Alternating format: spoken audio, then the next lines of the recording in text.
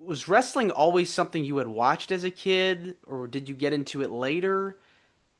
So when I was like really young in the 80s, I remember seeing Cyndi Lauper on WWF.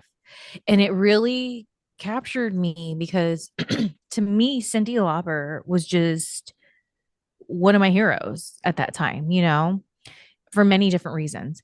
And so her role and how I didn't realize how she was playing it, but it's just how I was viewing her through that little girl's eyes. It made her even more of a hero to me because I was like, yes, growing up in that dysfunction and that toxic energy and surviving, I came out of it realizing I can only trust myself to get through life. I have no one to depend on, which leads to all sorts of different issues, right? So Cyndi Lauper represented to me, you don't give up, you keep fighting. And now she's over here in WWF and she's like beating ass. Like it was crazy.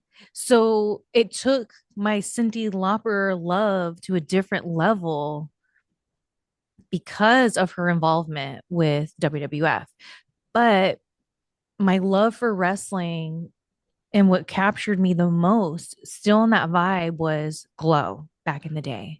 Because of living in that situation and trying to survive all the things that I was, the women in Glow made me feel like if they can do it, I can fight for myself. I can do this.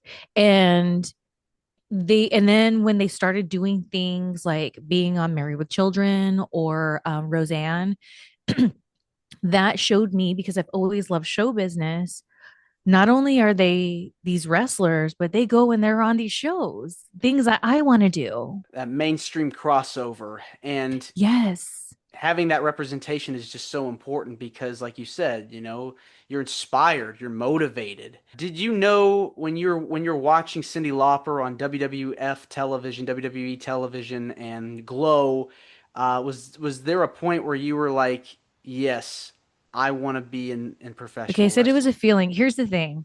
It was a feeling that I know that I wanted to do what they were doing, especially because they were doing these crossovers, and I was always interested in doing everything. I don't know if you'll remember this, but in the early 2000s, Pamela Anderson had a show called VIP. Mm. I love it. I was on it.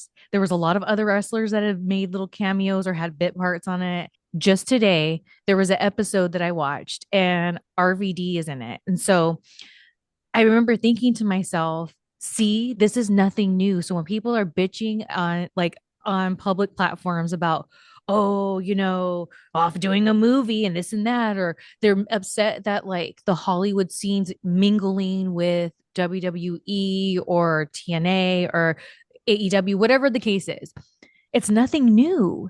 They always have been entangled. And I think people forget because there's like times that'll go that like maybe there's not much of obvious things. But then I thought about like back in those early 2000s, Stone Cold Steve Austin was on VIP, Victoria was on VIP, and RVD was on VIP. Like when I was a nobody. I hadn't even entered the wrestling business yet. It was just before I entered it. So my point is, you have these spurts of when you have mainstream wrestling stars in wrestling, or excuse me, in Hollywood and doing things, but then you have these spurts where there no one is.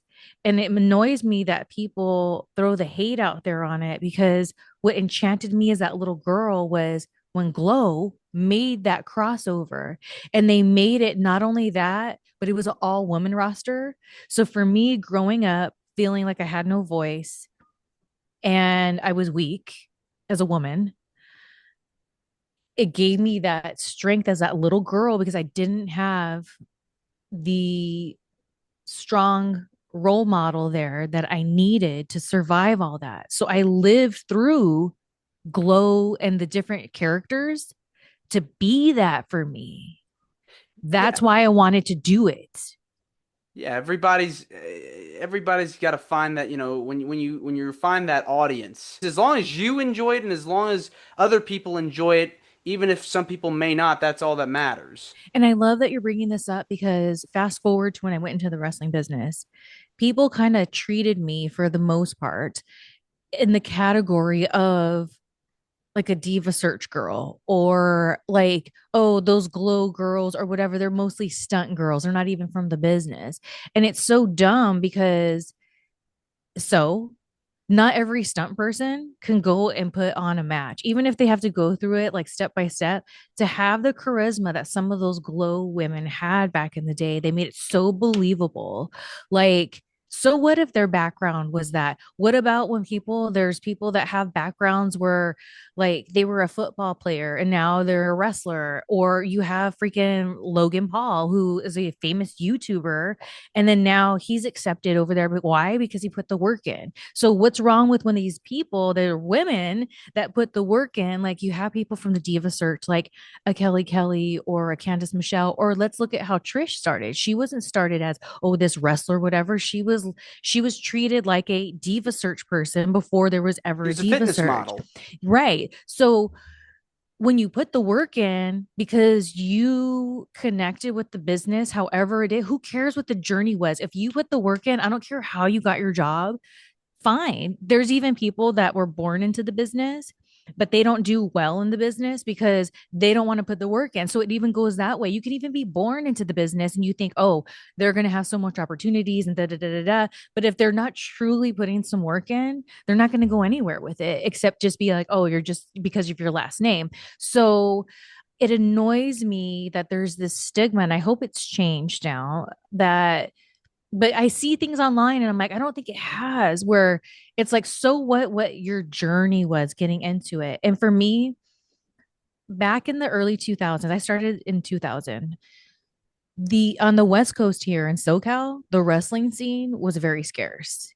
It wasn't common knowledge there was indie shows going on. It wasn't common knowledge that there was wrestling schools. I had to discover that because when I was doing my modeling and acting, I talked about how I wanted to be a wrestler. And so they're like, oh, we got this little part in this independent film.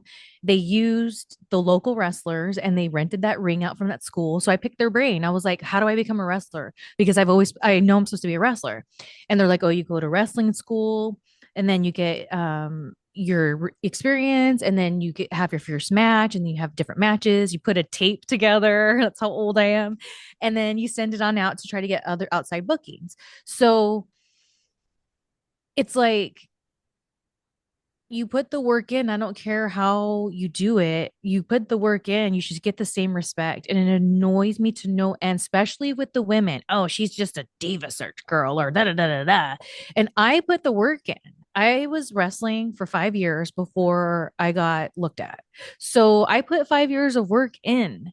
And I feel to this day, get put in this box of like this, oh, like when I've been around people, they like kind of look down their nose a little bit, even if they like me, they kind of still put me in that category of she's Shelly, she's just like the diva search. And that's why I got along with a lot of the diva search girls, because I was like, at least I feel comfortable with them. We're all being judged.